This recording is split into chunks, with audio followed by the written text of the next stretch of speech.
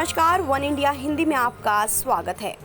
CBSE के पाठ्यक्रम में कुछ टॉपिक्स को हटाए जाने को लेकर केंद्रीय मानव संसाधन मंत्री रमेश पोखरियाल निशंक ने कहा है कि इस पर राजनीति नहीं होनी चाहिए। उन्होंने कहा कि मनगढ़ंत बातें कर गलत प्रचार प्रसार किया जा रहा है। दरअसल विपक्ष का आरोप है कि एक खास तरह की विचारधारा को आगे बढ़ाने के लिए भारत के लोकतंत्र और बहुलतावाद संबंधी पाठों को हटाया जा रहा है। निशंक ने इस संबंध में कई ट्वीट किए।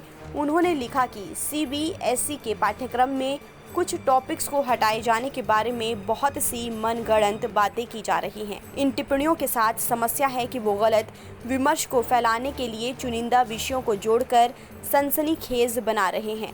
उन्होंने कहा कि राष्ट्रवाद, स्थानीय सरकार, संघवाद आदि 3-4 टॉपिक्स को छोड़े जाने का गलत मतलब निकालकर मनगढ़ंत विमर्श बनाना आसान है, जबकि अलग अलग विषयों को व्यापक तौर पर देखा जाए तो दिखाई देगा कि सभी विषयों में कुछ चीज़ों को छोड़ा गया है। मंत्री ने दोहराया कि पाठ्यक्रम में टॉपिक्स को छोड़ना कोरोना वायरस संक्रमण के मद्देनज़र उठाया गया कदम है।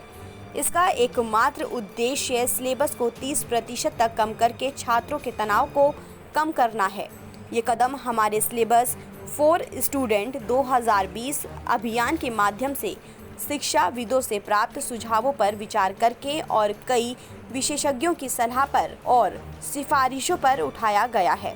इससे पहले सिलेबस कम करने को लेकर केंद्रीय मंत्री रमेश पोखरियाल निशंक ने कहा था कि कोरोना वायरस के कारण उत्पन्न हुए मौजूदा हालात को देखते हुए सीबीएसई के सिलेबस में कक्षा 9 से 12 तक 30% कटौती करने का फैसला लिया गया है।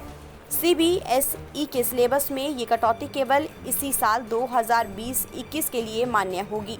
12वीं कक्षा के छात्रों को भारत के अपने पड़ोसियों पाकिस्तान, म्यांमार, बांग्लादेश, श्रीलंका और नेपाल के साथ संबंध, भारत के आर्थिक विकास की बढ़ती प्रकृति, भारत में सामाजिक आंदोलन और नोटबंदी समेत अन्य विषयों पर पाठों को नहीं पढ़ना होगा। इस खबर में फिलहाल इतना ही। तमाम अपडेट्स के लिए आप बने रहिए वन इंडिया हिंदी के साथ।